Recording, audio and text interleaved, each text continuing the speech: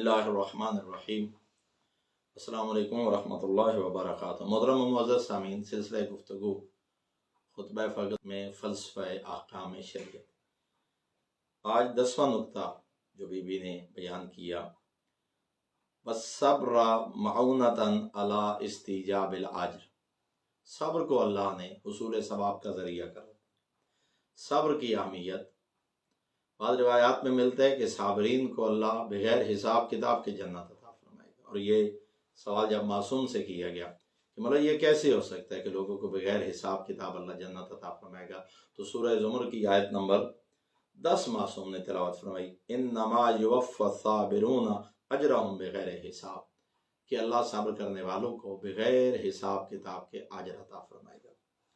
صبر کی اہمیت، اور صبر کوئی ایک سطح تک محدود نہیں ہے، یہ کسی ایک شعبہ زندگی تک محدود نہیں ہے، غربت یا دکھ اور بیماری تک محدود نہیں ہے، ہر شعبہ ہے زندگی میں صبر کی اہمیت مسلم ہے۔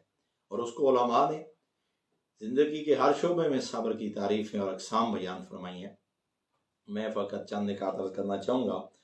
اگر خواہشات اور شہوت پرستی پہ کنٹرول کیا جائے تو اس صبر کو عفت کہا جاتا ہے۔ زندگی کے ناپسندیدہ امور پہ کنٹرول کیا جائے تو اس کو صبر کہا جائے گا۔ خواہشات انسانی کو کنٹرول کیا جائے، ان پہ صبر کیا جائے تو اس کو ضبط نفس کا نام دیا گیا ہے۔ اگر میدان جنگ میں صبر کیا جائے تو اس کو شجاعت کا نام دیا گیا ہے۔ اگر اپنے غم و غصہ پہ کنٹرول کیا جائے تو اس کو حلم کا نام دیا گیا ہے۔ لوگوں کے راز آپ تک پہنچے ہیں، کسی کے عیبوں کا آپ کو پتہ چلا ہے تو ان کو کنٹرول کرنا اور افشا ہونے سے اور لوگوں تک پہنچانے سے اور اس کی عزت نفس کو مجروح ہونے سے بچانا، اس کو کتمان کا نام دیا گیا ہے۔ زندگی کی فضولیات اور عیش پرستیوں خواہش ہوتی ہے ہر انسان کی، لیکن غیر ضروری خواہشات پر قابو پانا اور اس پر صبر کرنا، اس کو زہد کا نام دیا گیا۔ مصیبتوں پہ صبر کرتا ہے انسان تو اس کو وسعت صدر کا نام دیا گیا ہے۔ تو بہرحال بی بی یہ فرماتی ہیں کہ صبر کو اللہ نے حصول ثواب کا ذریعہ قرار دیا گیا ہے۔ صابرین کو اللہ جنت، اور اس لیے معصوم نے ایک مقام پر فرمایا کہ جو شخص اپنی اولاد کی موت پہ صبر کرتا ہے ان پہ اللہ جنت واجب کر دیتا ہے۔ شکایت نہ کی جائے، صبر سے وہ زندگی گزارتا ہے۔ وَالْأَمْرَ بِالْمَعْرُوفِ مَصْلَحَةً لِلْعَامَّةِ، 11واں نقطہ بیان کیا کہ امر بالمعروف کو عوام کی بھلائی کا ذریعہ قرار دیا۔ امر بالمعروف کے ذریعے مخلوق خدا فلاح تک پہنچتی ہے۔ امر بالمعروف کتنے مقامات پر قرآن میں حکم دیا گیا، اور امر بالمعروف اور اس کا دوسرا حصہ نہی عن المنکر، نیکی کا حکم دینا اور برائی سے روکنا، یہ اصلاح معاشرہ کے لیے اسلام کا ایک زرعی اصول ہے، خوبصورت اصول ہے۔ اس پر عمل پیرا ہونے کے 2 فائدے ہوتے ہیں۔ متوازن سوچ کا حامل باشعور معاشرہ وجود میں آتا ہے، متوازن سوچ کے لوگ ہوتے ہیں اور باشعور معاشرہ وجود میں آتا ہے، اور پھر ایسا معاشرہ جس میں متوازن سوچ رکھنے والے لوگ موجود ہوں، وہاں نہ کسی ظالم کو ظلم کرنے کا موقع ملتا ہے، نہ کسی استحصالی قوت و طاقت کو مخلوق خدا کے استحصال کرنے کی طاقت ہوتی ہے اور موقع ملتا ہے، کیونکہ ایک آگاہ اور باشعور معاشرہ اس کی اجازت ہی نہیں دیتا۔ لیکن اگر تہی دامن ہو وہ معاشرہ جس میں امر بالمعروف اور نہی عن المنکر نہ ہو، وہ تاریک معاشرہ ہوتا ہے، وہ بے شعور معاشرہ ہوتا ہے، وہاں ظالم حاوی آ جاتا ہے، ظلم حاوی آ جاتا ہے اور استحصالی قوتوں کو موقع مل جاتا ہے۔ اور اس لیے معاشرے کے لوگوں کو صحیح راہ دکھانے اور برائی سے روکنے کا یہ مؤثر ترین ذریعہ ہے۔ جب تک کوئی قوم اس فریضہ کو سر انجام دیتی رہے گی تو وہ قوم ترقی کرتے رہے گی، لیکن جہاں امر بالمعروف اور نہی عن المنکر کے فریضہ کو ترک کر دیا جائے، اس معاشرے کو تباہی سے کوئی نہیں بچا سکتا، اور اس قوم کو اخلاقی اور تمدنی پستیوں میں گرنے سے کوئی دنیا کی طاقت نہیں بچا سکتی۔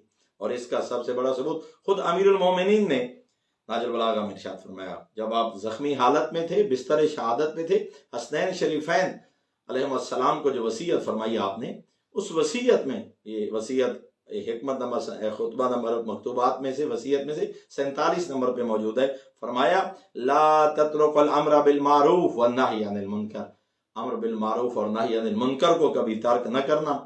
اگر ترک کرو گے نتیجہ کیا ہوگا؟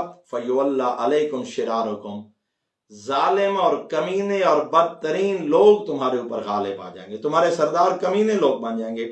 ثم تدعون فلا یستجاب لکم، پھر تم دعائیں مانگو گے اور اللہ تمہاری دعا کو بھی قبول نہیں کرے گا، کیونکہ تم نے اس فریضہ الہی کو چھوڑ دیا۔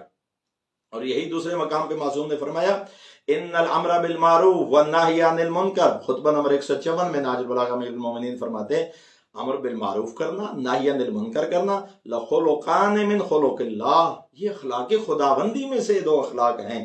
فرمایا وَإِنَّهُمَا لَا يُقَرِّبَانِ مِنْ أَجَلٍ وَلَا يَنْقُصَانِ مِنْ رِزْقٍ، یاد رکھو تم امر بالمعروف کرنا، نہی عن المنکر کرنا، حق کو حق کہنا، باطل کو باطل کہنا، دو وعدے علی آپ سے کرتے ہیں، نہ تمہاری موت جلدی آئے گی نہ تمہارے رزق میں کمی ہوگی۔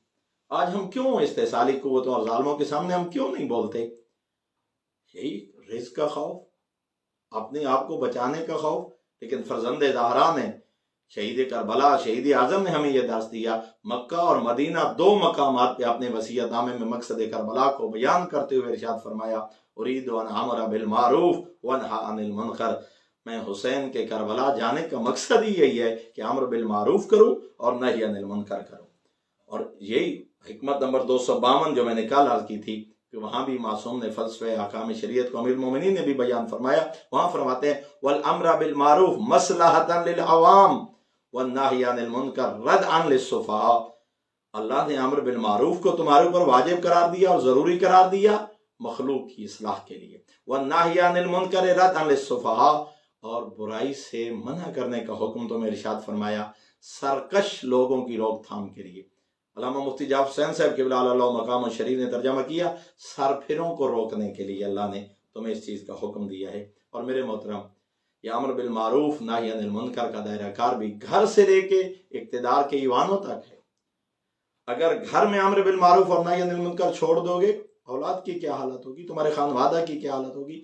سربراہ خاندان ہو اور نیکی اور برائی کے معاملات کو اگر دیکھنا چھوڑ دو گے، قبیلے کی کیا حالت ہوگی؟ ممبر، صاحبان ممبر، اگر ممبر پہ امر بالمعروف اور نہی عن المنکر چھوڑ دیا جائے تو اخلاقی اور تمدنی لحاظ سے وہ قوم تباہیوں کا شکار ہو جاتی ہے۔ محراب و ممبر میں، ایوان اقتدار کے ایوانوں میں، اور گھر کے سینوں سے لے کر ایوان اقتدار تک امر بالمعروف اور نہی عن المنکر کی اہمیت مسلم ہے۔ فرمایا اللہ نے یہ حکم دیا، اس کے بغیر عوام کی بھلائی ممکن نہیں ہے، فلاح تک پہنچنا ممکن نہیں ہے۔ 12واں نقطہ بیان فرمایا وَبِرَّ الْوَالِدَيْنِ وِقَایَةً مِنَ السَّخْطِ، اور بعض روایات میں ہے، خواہ جو ہے وہ محرک ہے کہ وقایۃ من السخط، والدین پر احسان کو اللہ نے قہر الہی اور غضب الہی سے بچنے کا ذریعہ قرار دیا۔ رضا الوالد اور رضا الرب، معصوم نے، سید الانبیاء نے فرمایا باپ کی رضا اللہ کی رضا ہے، باپ راضی اللہ راضی۔ اس کا دوسرا پہلو کیا بنے گا؟ باپ ناراض اللہ ناراض۔ اور معصوم نے ایک مقام پر مستدرک الوسائل میں حدیث پیغمبر موجود ہے، فرمایا من اسخط والدیہ اسخط اللہ، جس نے والدین کو ناراض کیا اس نے اللہ کو ناراض کیا۔ ومن اغضبہما فقد اغضب اللہ، جس نے والدین کو غضبناک کیا اس نے اللہ کو غضبناک کیا۔ تو میرے محترم سامعین، والدین کی رضا اللہ کی رضا ہے۔ والدین کے چہرہ کو دیکھنے کو عبادت قرار دیا گیا، حتیٰ کہ فریقین کے یہاں یہ روایت موجود ہے، اور خود اصول کافی میں یہ حدیث پیغمبر موجود ہے کہ معصوم کے پاس ایک نوجوان آتا ہے، مولا میں جہاد کرنا چاہتا ہوں۔ فرمایا تو آؤ، اب میں کسی غزوہ کا اعلان کروں تو میرے ساتھ شرکت کرو، یا غازی یا شہید؟ عرض کرتے ہیں نہیں مولا میری ایک مجبوری ہے، گھر میں میری ضعیفہ ماں ہے، میرے علاوہ اس کی کوئی خدمت کرنے والا موجود نہیں ہے۔ جب یہ سنا نا، شوق جہاد بھی ہے اور گھر میں ضعیفہ ماں بھی ہے، فرمایا فرجے وکن مع والدتک، واپس چلا جاؤ، اپنی ماں کے ساتھ وقت بسر کر۔ والذی بعثنی بالحق نبیا، سید الانبیاء فرما رہے ہیں مجھے قسم ہے اس ذات کی جس اللہ نے مجھے نبی بنا کے بھیجا ہے، لَأُنْصَحَا بِكَ لَيْلَةً خَيْرًا مِّن جِهَادٍ فِي سَبِيلِ اللَّهِ سَنَةً، تیری ماں کا تیری وجہ سے ایک راحت سکون کا بسر کرنا میں پیغمبر کی معیت میں کیے ہوئے 1 سال کے جہاد سے زیادہ افضل ہے۔ کہاں میدان جہاد میں زخمی ہونا، تلوار اٹھانا، غازی یا شہید، اور کہاں ماں کی 1 رات کی خدمت۔ فرمایا وہ 1 رات کی خدمت بھی 1 سال کے جہاد کے برابر نہیں بلکہ اس سے افضل قرار دیا۔ دعا کے لیے فرمایا کہ دعا الوالد لولدہ کا دعا النبی لامتہ، فرمایا جب باپ دعا کرتا ہے اولاد کے لیے، وہ بابا دعا نہیں کر رہا، اللہ کے دربار میں اس کی اہمیت ایسے ہے جیسے کوئی نبی امت کے حق میں دعا کر رہا۔ امام جعفر صادق علیہ السلام کے پاس آیا شخص، مولا پریشان حال ہوں، دعا فرمائیے کہ اللہ میری پریشانیوں کو دور فرمائے۔ معصوم نے دعا کرنے سے پہلے اس جواب میں سوال کیا، کیا تیرے ماں باپ زندہ ہیں؟ جی مولا زندہ ہیں۔ فرمایا واپس چلا جا، اپنے والدین کے پاس بیٹھ کے ان سے کہو کہ وہ تمہارے حق میں دعا کرے، خدا فوراً قبول فرمائے گا۔ تو والدین کی اہمیت گھر میں، اور یہاں میں جملہ کہنا چاہوں گا، آج کے اس جدید دور میں کہاں اولڈ ایج ہاؤسز اور کہاں دارالامان اور ان اداروں میں جا کے اپنے والدین کو چھوڑ آنا یا اپنے والدین کی خدمت کے لیے نوکروں کو مقرر کرنا، یہ نیک اور متقی اولاد کا شیوا نہیں ہے۔